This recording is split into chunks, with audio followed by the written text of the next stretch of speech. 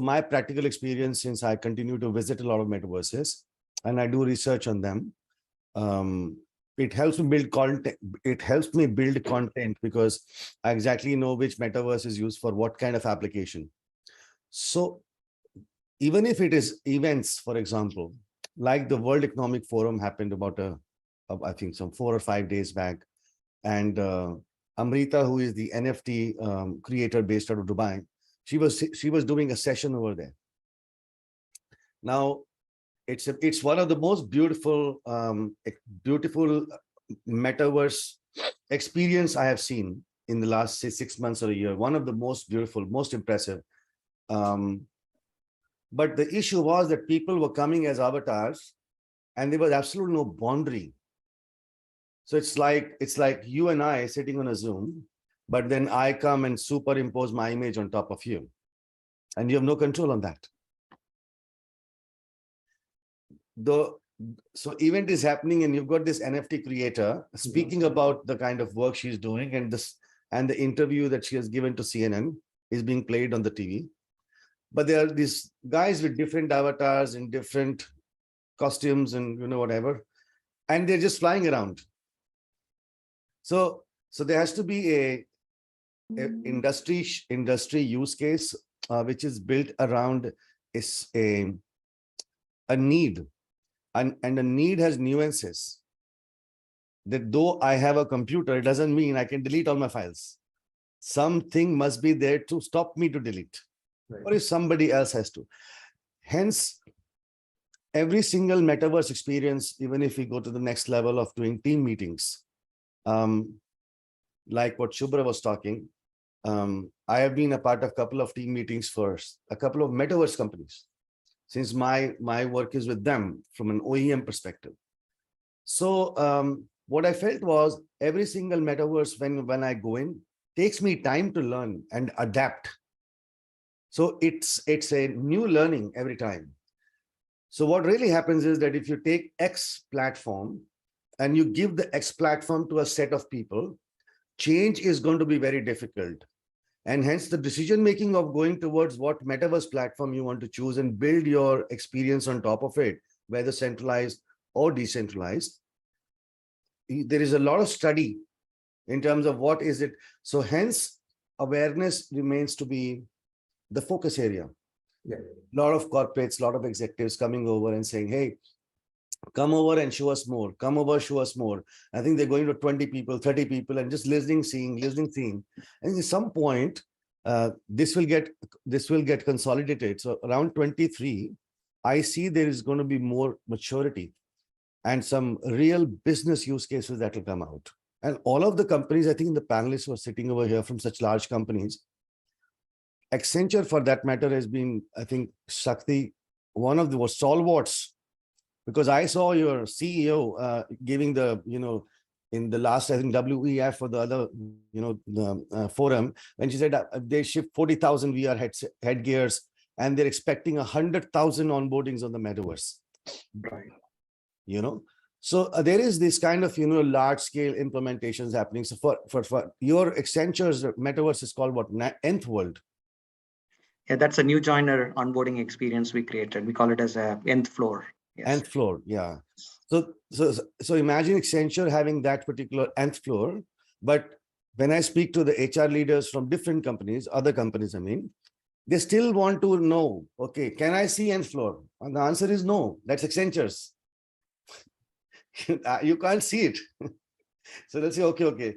Now, so there is definitely more awareness amongst leadership that has to be created. And hence I see this year is a beautiful year for the metaverse opportunities and to look forward. Thanks, Rrahul. And I think there are a couple of more issues like, ROI. How does the CXO really justify the ROI on the metaverse investments? Right? I think that's something which probably is important. Technology readiness. I mean, I was talking about the launch that we had tried to plan, but somehow it did not come off. So is that technology really ready? Because you need what, 10,000 times, 1,000 times more powerful systems to really have this at scale.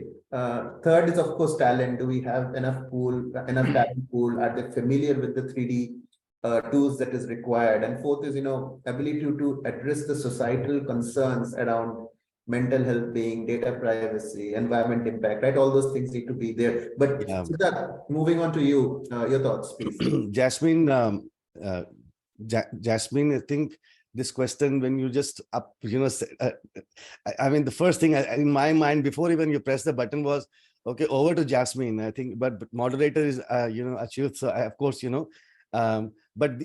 but I think from an infra's perspective, Jasmine has done some incredible work around and tech perspective in terms of exploring tech. Sure, I think I'll complete. In fact, on the topic, we did some work last year when it comes to Web3. We focused on the startup ecosystem. What was interesting, what we found is that more than 450 Web3 startups in India, almost 1.4 billion dollars of investment raised by Indian startups in Web3 in the last couple of years. We have 4 Web3 unicorns and almost 75,000 people with Web3 talent present in India, with blockchain talent present in India, makes us the third largest talent pool in the world after US and China. So I think, all those are positives. But when we ask them what are challenges that you face, and to your point, Shovik, and I think someone else also raised it, clarity in regulations and governing Web3 adoption, that came out as number one. Almost 85-90% of the people said that's my number one challenge. You sort that out and everything is all is good.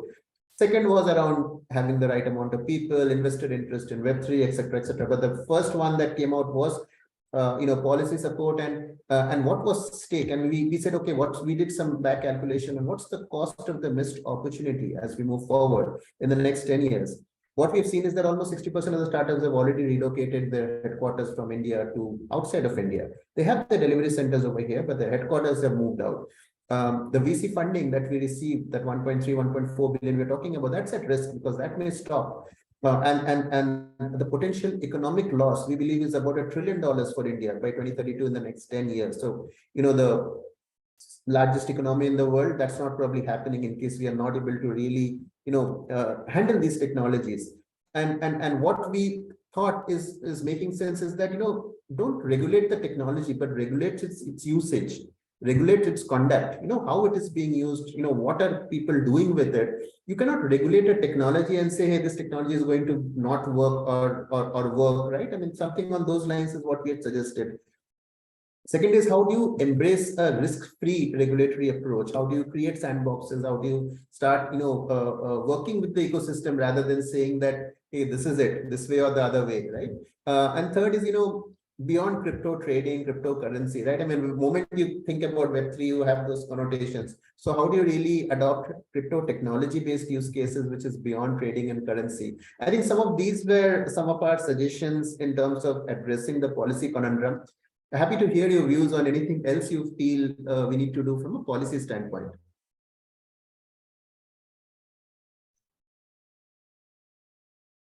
just to add to what you said, Yes, Rrahul. this is very interesting, a very interesting conversation is happening with a with a Bollywood contact, and these are very typical business people, and so he's talking to me and says, in Punjabi, Mumbai, he says, in itna simple menu samajh nahi aaya kisi ko, matlab nobody was able to make me understand so simply. But he says in the conversation to me, kehna paji, a legal shegal te hai na, andar to nahi ho jayenge. What he was trying to say, is it legal? Because he doesn't want to go to jail. I'm sketching my head. I said, no. It's completely legal. A small film, the film fraternity, the artists, the directors, the script writers, they write the scripts and they also sometimes record a few episodes before they go to OTT platform, because OTT platform will not just simply, take their script and go make it. Now, they also leave those to many directors or sometimes production houses, very large production houses. So they have plethora of scripts. One fine day, suddenly somebody looks at the script and gets the idea, goes, makes a film. The person who truly wrote it doesn't get the credit. This fight, because there is a copyright association also in Mumbai. Jasmine, you're aware of it, right? Yeah. And Now he goes and fights around for the next 20 years there. No output. Look at the small business case of a Web3. That script which is there, if somebody is able to create a technology that can link it up to the fractional ownership of all the way to the end of the whole, cycle, meaning that everybody becomes a part of that ecosystem. Now, if the government comes and says, you cannot do it as an NFT or you cannot tokenize it, either the guys who are building it will shift to Dubai, or the government will make sure there's a policy they will have to shift to Dubai. The choice is not to live here. The Web3 companies, because the Web3 companies are going and registering themselves in UAE or Slovakia, another country in Europe, small. I just recently heard that they were doing hackathons in India for blockchain developers. And these are hackathons which are huge. In JW Merit, like 3 days of party and 3 days of, gala, a whole ballroom, everything booked in Aerocity. And I was a part of it though. And after the hackathon gets done in the evening, all these top 5, top 10 folks, they get the good talent. And next thing is they will say, this is your salary, you shift to Europe, Portugal, in Lisbon, Slovakia, and a couple of other Eastern, European countries. They're actually taking all the guys over there. So there is a huge opportunity for us to actually build it in India. The problem is that the policy framework is unclear. Now, crypto is not legal, but crypto is not illegal, but crypto is also not legal. And the crypto is legal because if you get the money into the bank, you pay TDS. But then because you haven't disclosed it, there could be another tax notice saying that you haven't disclosed. This is one very grand example, which I will just quickly finish, Achyuta, in about a minute. But very interesting, I think, for all the audience. And I cannot take the name of the production house. It's a very, very large production house with all the confidence. The Web3 head of the business was talking to me. One of the oldest production houses in India. So they're launching NFT marketplace. And since we are a part of community, he was kind enough to come on a Google to show me as to what they're launching, because he just wanted me to see. So he said, Rrahul, come at 9 o'clock. I'll show you. Just give me some advice in terms of how we're doing, whether we're doing. I want your viewpoint. Now, the one question I asked him was, you're a listed company. As a listed company, you cannot do a crypto transaction. It's not allowed. As a private limited company, you can still do it. But if a listed company cannot have two currencies, actually, meaning you cannot have an Indian account and a USD account in India. That's now it's not possible. It used to happen some 10 years back. He says, no, we don't have they're launching NFT marketplace. They're spending good some 5 or 7 crores and they have a huge team. Okay, now in Web3. The answer was, we don't own the NFT platform, but the company which owns the platform is in Canada. The Canadian company has a team in Pune, but they cannot sell this platform to anybody. But we don't own the platform. I said, then where does money go? He said, the money goes to the Canadian company. The Canadian company now tells us these many NFTs are being sold. We bill the company in Canada and the Canada company gives us the money in rupees. So I said, great. But then what do you write in that? Because you would write something now. He said, for that, we have got how many? 11 lawyers we've spoken to. Each one of them has told us, no, you can do this business, we'll take care, because we have found all the business cases and all the issues that have. Isn't it this a mockery? Not from a creator's perspective, from a policy perspective. Right. It's so difficult and complicated. Who in the world wants to go start a business with a lawyer? In India, it doesn't happen. In India, we don't bring a lawyer when we create a company. We bring lawyers when there's a problem in the company. We are not America. So this has to change. And I think as we move ahead, and these businesses are unstoppable. Listed company, one of the oldest production house, they are going ahead and they're launching NFTs, means this is unstoppable. And I would really, really believe that every stalwart right now on the panel, I think we are all contributing to having the pressure getting created in the government that something has to be done. So let's see with this budget, I think some changes might happen. and we're also having G20 presidency. So I think, I hope that in this topic, we are not the ones who are, who are dictating our terms in India. I think here we have to listen to everybody and do something, collaboratively on that. Yeah. Yeah, but Rahul, I guess next time we'll see you in Slovakia only, I guess. So, but I see Prajot and Shakti raising their hands. I mean, do you guys want to go first? Yeah. Thanks. Yeah. So, like we've seen in the IT industry, like last 25, 30 years, right? The role of the government is very critical in growing the industry, right? And we have seen that the government actually saw and created this exclusive economic zones, right? And we have seen that clusters growing around those places, right? And all the cities, all the major cities. And that is itself is pulling in more and more people, and our economy is growing. Like cities like Bangalore would never be so big unless the government support and the IT industry, right? So Metaverse is a parallel thing, right? We can see a decade ahead. It could be a big thing. And if government works to positively to support that industry, there could be a huge growth in a separate angle, which is not just pure software itself, right? And because it's a lot of content and experience and transactions, right? Market. And we are, like others said, right? There's a lot of challenges, right? Because government will see, is it disrupting the government itself, right? The government's currency itself? Of course, they will regulate it, right? And so if government can play a positive role, right, and identifying the opportunities, right, and this involves many of the bureaucrats and our investors, right, even learning how it works and identify the opportunities themselves, right? And if it works, then this could be a different story, another story for India. Agree. Shakti? Yeah. Yeah, so if you look at the technology advancements that we've seen in the last couple of decades, the inherent assumption was that they are not disrupting the ways of living, the ways of working, or the ways of doing business, right? So you bring one platform after another, enhancement of different technologies, including digital, is all about digitalizing what you already had.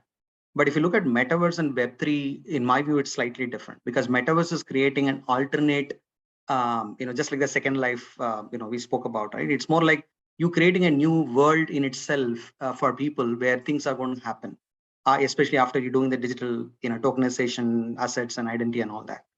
The Web3 is expected to decentralize a lot of things, including the currency aspects. So obviously that is going to disrupt the way we have looked at our life in itself. So that is where I think we go back to, what the role of government in how we are going to do this business going forward, or even create any use case and make it bigger. To me, besides the policies, Achyuta, I think what is also important is that the various departments or the ministries that we have, it's going to touch all of them, or many of them rather. So now they are going to see a lot of conflicts in the way they have framed their rules and policies.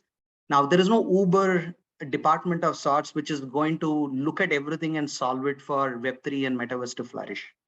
Okay, and even if there is, I already see, from a political angle, between the collegium and the government, there is an executive branches fighting right now. Anytime when you have an issue in a Metaverse or Web3, even for the corporate that Rrahul spoke about, when you go for remedy, the legal system in itself is not prepared to deal with a lot of these as well. Not just about the delays, but also their ability to take, give priority and solve your IP rights problem or your privacy problem or a security problem. These are all going to evolve in the Metaverse and Web3. So to me, besides the policies, I think we need to, the government has to look at a lot of things differently and prepare themselves for us to, do our ways of living in the Web3. Sure. And I think kind of builds to one of the questions we were trying to address here. And I think there's agreement on that awareness about Metaverse, about blockchain, about Web3 is very low in India. I mean, beyond this room of people, beyond those who build careers in it, I don't know whether there is enough awareness at a consumer level, at an enterprise level, at a government stakeholder level. So what are some things that we can do as stakeholders to really enhance the awareness? Any ideas, any thoughts? I mean, of course, we could organize events and sessions, but is there anything specific, anything new that you think we can do to really drive this awareness and understanding of the technologies? Legal but not legal, not legal but legal. How do we really address that? A government-sponsored hackathon, would be a really great start. And bring doing an outreach to the entrepreneurs who are there already in the Web3 and providing them legal counsel on what is legal and what is not legal would be really amazing, because the entrepreneurs today are actually shaping the future of India. So we should really start with them for sure. Yeah, Rahul. Yeah, I follow a little desi strategy of creating awareness. I believe that in one principle in my life, is jitna ko miloge utna milega. If I was not here today, then I would have not gotten all the chance to learn so much. The government and blockchain are two very sensitive combination, or the group. The government is bureaucracy. The bureaucracy is, let's say, 25-year-old. They were trained on a computer, and you've recently seen that the recent Netflix series on about the Bihar police and all that, where the commissioner asks that, oh, why is this computer so small now? I want big computer. For that bureaucracy, the new generation of bureaucracy which is coming up. Now, when they are sensitized, that is one change that will happen. The second part is that the blockchain community has to little bit go away from this word called crypto all the time. It's creating negativity. Blockchain is not crypto. Blockchain is a infrastructure where you can design different kinds of applications. The amount of news that we create on Bitcoin, the amount of news that we see on the other, crypto going down, crypto getting killed, crypto this, crypto scam, crypto wallet scam, it's so the negativity is so high that it is just, creating. So it's creating that, negative vibes around. So I think the genuine blockchain business cases, the metaverse blockchain combination of, use cases are the ones that people are taking on a day-to-day basis into the government. I was recently looking at that company called, I think, Genesis, which is creating a whole metaverse of India. I was just watching their video like 2 days back, where they are actually doing the whole metaverse. They're doing 3D scan of cities. And this is a highly funded company. The goal really is that they want to create a metaverse which is geo-mapped. So you're essentially on a Google map, and on the Google map, you are able to go inside the building. So they're scanning buildings. And these are all government-backed projects. I mean, there is absolutely no way that, you could do a geoscan of a locality without having the government's permission to do that. So the genuine business cases are the ones I think has to be, the entrepreneurs have to take it back to the government, to the young bureaucracy. And I think once even small, I think there's always going to be small steps. So maybe a few business cases, the government will say, okay, fine, we'll support. And I agree, Shouvik, with you that the government-backed hackathon, in fact, the first time I've heard government-backed job fair. Okay, forever, but I've never heard a government-backed hackathon. So all of these things, I think you could take this idea back to the HR ministry or the other skill councils. And I think once that starts to happen, okay, the mass adaptability will happen. And let me be very honest here, by my data, they don't think that blockchain exists right now in the market. Like, it's not in Bangalore. No. Was one of the events of La Bank, which is a crypto event I was a part of. I asked a very senior guy over there who's also a panelist with me. I said, I'm here. I'm trying to meet like 40, 50 people. I'm unable to find even one guy who works. Everybody is talking. So who is working? Because I'm here to talk to people who are working, not the people who are talking. His answer was epic. He said, they are on leave. I said, but leave, where are they? He said, because right now it's college leaves going on. The talent is in colleges. The talent is not here. The guys, the folks, BTechs, who are studying, they have that time to learn. The guys who are already doing DevOps, the guys who are already into some kind of existing practice, they cannot take a leave from their general work to go and elevate themselves to that, or do a cross change of in their career. So I think that is also one area where I think we have to understand. And tier 2 cities, let me be extremely clear here, tier 2 cities have the largest chunk of blockchain developers today in colleges, not the tier 1. Sure. Agreed. This is I think just a process, now and in the next 6 months and 1 year when we'll meet, then Ghosh Babu will have a different conversation. Let me be honest with you. Agreed. We'll have a very different conversation. Sure. Shubhra, quick one. Yeah, so I wanted to add on to Rahul's comment. So these words for sure, whether it's crypto, whether it's NFT, DAO, Metaverse, by the nature of how they sound very cryptic to 99% of the people. And so we need to find ways to simplify it for them. And so in the last several months, the way this has been simplified for, let's say, the different companies, their CXOs, has been by giving them a taste of real use cases. Like, I've done demos of Metaverse, but doing demos didn't help. But the moment I asked them to step into the Metaverse and they experienced talking to other people in the Metaverse, they experienced capabilities like spatial sound, that's when the light bulb blew up. And that's when they had the aha moment.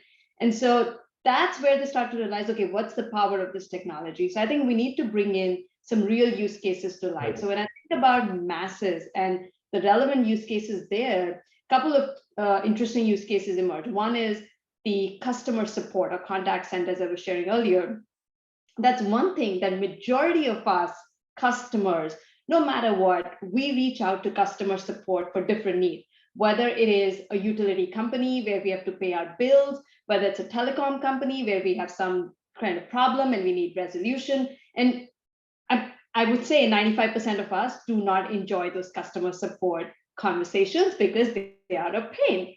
And that's where Metaverse can really solve that pain point. And that's where that's even a government, 1 or 2 pilot agencies, if they are willing to set their support in the Metaverse, let people, masses come and experience those. That's what will help drive adoption and even an understanding of these technologies among the masses. That's one. And on the Web3 side, like here in US, we saw PepsiCo led an amazing campaign where 350,000 people signed up to the rewards, which were all NFTs, but most of the masses didn't even know that's an NFT. Again, that's a really good way to get that education process going. So both in Metaverse and Web3, I would say bringing in real use cases. And from an education perspective, having your education itself or university itself in the Metaverse and leveraging NFTs and tokens in the Metaverse, again, can give very hands-on experience to a lot of people. Sure. Karthik? Oh, I think Shubhra took the words out of my mouth. Actually, no, she explained it much better than what I had originally articulated, right? So I think spot on with what she said. I don't think we need to create awareness on technology. It's probably awareness on the use cases that probably, and I would expect that the experiences in the Metaverse are supposed to be more intuitive, right? And I think people would learn. I don't believe that we actually had awareness on what we are doing today. It's expected to be more intuitive. People would pick it up, whether on the enterprise side or on the consumer side. What we probably need to be more mindful about, and therefore possibly educate, is on the behavior on the Metaverse itself. Right? There are a lot more, how do I say, ethics related, etiquette related, behavior related issues. It's almost like a different, a way of functioning, a way of working, and therefore there are aspects that we probably need to be a lot more cognizant and aware of, and that might require some enablement and education, not a technology enablement, but how do we use it? How do we behave in those spaces? What do we actually do? How do we, what kind of issues might crop up that we want to really educate people on is probably where my mind is today. Sure. I know we are running out of time, so just moving on to the last part of our discussion around people, talent. We just touched upon it also in this earlier question also. But do you think India has enough people, quality people, to really accelerate the pace of Metaverse creation? The POCs that we talked about, projects we talked about, use cases, right? I mean, do you think we have the quality? Do you think we have the quantity? And the second part is India has always been an export center when it comes to people. Do you think Metaverse is an area where India will need to become an import center in case we do not believe that we have the right people there? So Happy to hear your views. I see Prajot and Shavik raise their hands, so you guys want to go first? Thanks. So this is my first-hand experience. Okay, so I've been actually trying to grow a larger Metaverse team, and this is something that I really find. Right, even the normal cloud skills and AI is also niche skill, but Metaverse even more. Right, it's most of the people that we get skills is from the gaming programmers, right? And for them to move to Metaverse, it's like a career change, right? Because you are set in your world, right? The good guys. Asking them to move to Metaverse is a big challenge. And the other aspect that is not known is it's not just the 3D modeling or the big blockchain that is enough to build a Metaverse. There's this design, experience design, which is not even defined, right? There's no role in the market where you need to define experiences for people for spaces that do not exist, right? And those who do not have this experience tend to just copy the real world, right? Copy the bank branch exactly, copy the retail store exactly, which is not leveraging the capabilities of Metaverse. So, and the other thing I've heard is, like we are good in IT, right? Poland is a top country where these 3D modeling design gamers are existing, right? So maybe we should look at those countries, how they are doing it, and copy some of the ideas, right? How we have done in Metaverse and 3D experiences and blockchain. And especially blockchain, if you try to get resume, you will not get anything. No? You try reach out to 10 agencies, you probably get 0 resumes. No? That's a big challenge and for taking up the Metaverse projects and executing them, especially at larger scale. Okay. Yeah. Shavik? Yeah, sure. So, so we don't look at Metaverse as one skill set, right? It's a composition of many skill sets. Yeah. And, we just put out a quick report in the Times of India last week where we said we have a couple of 100 people in Metaverse, because when we were actually started and implementing Metaverse projects for our customers, we realized we need 3D designers, we need mobile engineers, we need integration specialists, we need cloud specialists, we need blockchain artists. So the whole, and most importantly, AI, right? How do we actually use AI and data to augment the experience inside the, the Metaverse part? So to your question, right, we do have the talent. India has been one of the most versatile and most creative talent pool, that when we actually go and talk, if you go to schools like NID, they have some really great game designers coming out from there, and they have some really amazing idea, a very, very fresh take on, how do we approach the Metaverse part. So yes, we do have people, we do have talent, and the excitement among the new college graduates to learn and adopt and scale in this particular field has been really, really great. So from the talent perspective, India does have a very, very bright future in this particular space.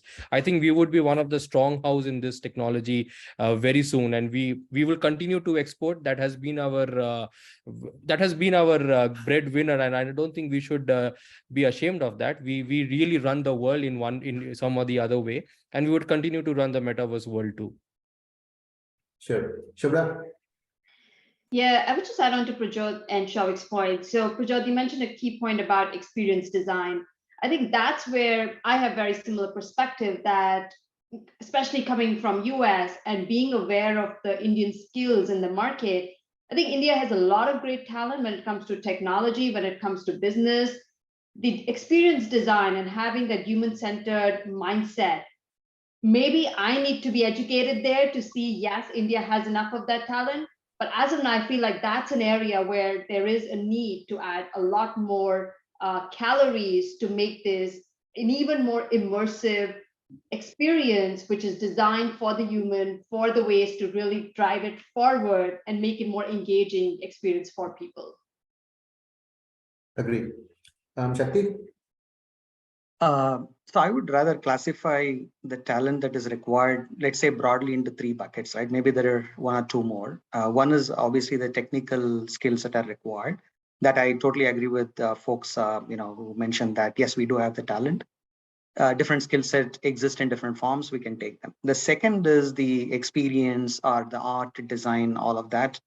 So I know Shubhra and, Shavik spoke about it. I totally agree that there are design colleges that are churning out talent, but they are not necessarily, good enough to, create that metaverse world. In my view, probably they're just about months or years away. The third is a functional or the business experience that is required. And they're all locked in different pockets, right? Because when we talk about creating new use cases, people who understand some of this end-to-end business process are important in designing those. So that talent again is locked in different places, but they need to be brought together for creating this Web3. That's one dimension. The other dimension is that I think, Achyuta, we need to go beyond that the skills, right? You'll find skills, somebody who can do a scripting, somebody who can do DevOps. But for Metaverse and Web3, what you need is you need to look at the roles they are expected to play. For example, even if you say experience design, it is not just creating design using any of those prototyping tools, right? It is farther beyond. For example, you are creating a spatial sound. You need to be looking at, how do I design some game thing? There is an illustration. I mean, a lot of different things that needs to come together. Again, I'm not saying that talent doesn't exist, Achyuta, but they're all in different industries playing in a traditional way. I think we need to have a different way of grooming them to come mainstream for us to help in doing all of this, whether it is an entertainment industry, whether you want to create your own Web3 economy. That role-based skill view is very important in my view. Agree. Jasmine? Achyuta, I think the question should be not whether India has the talent, whether we're able to retain the talent. Yes. That's it. We do have it. Agree. Most of the Web3 companies, we are in an absolutely same situation that we were when I started my career, say 2000, and I was in HCL, the BPO, Infinite division. Infinite, and then eventually after 5 years, it became BPO. What were we doing then? We were hiring people, giving them English training. We were calling trainers from the US so that they can be trained on the US accent. And that accent has become a corporate accent. And now those people who have been trained over a period of time, they are now, the ones who are interacting with the customer. There's other set of people who is I was hearing Sethi saying about the role-based skill. That is a tech training or tech skilling. The tech skilling will continuously happen. Organizations who want to scale, they will have to have a hire to train model. There is nothing called a train to hire model. Yeah. Why train to hire won't work? Because why would somebody get trained if he does not get a job? People never get training because they want to learn. No, people want to train because they get a job. So hire to train will work. And the ones who will create the biggest of the ecosystem are the ones who will definitely succeed. The other very important and a very critical area around talent management in this industry is, how could you have the best of the talent within 15 kilometers of your office? Imagine I'm having an office here, X place. Now I cannot hire a guy from Gurgaon. I live in Noida. No Gurgaon guy will come to my office. Remote working is the key in this trade. Companies will have to excel in remote working. So talent for this industry is not going to be ever restricted to a city. Talent will not be restricted to a geo. It is going to be always restricted, and the world is the oyster for this talent. You could hire a guy in Hungary and they could do better job than a guy you could hire somewhere in the US. So hence it becomes very important for companies to look at a remote working model in this space. So all of that combined will work. Will this become a volume game, or will this become a specialized? No, this will never become a volume game. Never. This will never become a volume game. It's meant for very specific. It's like movie business. In a movie business, you can say Bollywood produces the maximum number of movies in the world. Bollywood is the biggest in the world. Shah Rukh is #1 in the world. But if you look at the total GDP contribution, that will never cross 1%. My presumption says it will never cross 1%. It is a creative game. So being a creative game, there is definitely going to be the best folks available here. And the ones who cannot creatively think out of the box, cannot deliver creatively, cannot go deep dive, will have to exit from this industry. So hence it is not the similar, it is the different apple, if not a mango. And we may draw some parallels with the gaming industry for that matter. I mean, where it was maybe 15 years ago and all, it was relatively small, but today you see a lot of gaming and entertainment, like, developed out of India for a lot of the global players. But it's not really shot through the roof like some of the other sectors happen. So that's something that I think we are looking at. But I know we are out of time. Anybody else wants to have another shot at discussion, and then otherwise we can just sum up and. Jasmine has a hand raised up. Yes, Jasmine, go ahead. I think, sorry, just very short note, but I just genuinely feel that Metaverse has massive, huge potential. There's no doubt to it. But there are some very basics that need to be solved for, and nobody's looking at it. We are all looking at the big picture, the big strategy, what needs to be done. But, even from a startup perspective, I do feel there's a huge potential on interfacing to end users, not just via CX or a UX experience creation, but from a hardware infrastructural handheld creation. And whilst these glasses and all of that is coming in, I think we can do better than glasses and VR headsets. But my 2 cents to it. Look at holographic imaging and so forth. Sorry. Thank you. Right. So I think great. Very, very interesting discussion. I think all of us learned a lot out of it, especially me. Key takeaways, right? There is tremendous interest when it comes to Metaverse across verticals, across different customers, right? Huge potential is there, but are we ready yet? Maybe not. And variety of reasons. Infrastructure, people, culture, policy, and the demand side and the supply side coming together, investing in POCs, building capabilities, right? All those are pieces that all of us as stakeholders, whether we are a large organization or a startup, will probably need to build on. And I think this is a good entry discussion on this topic.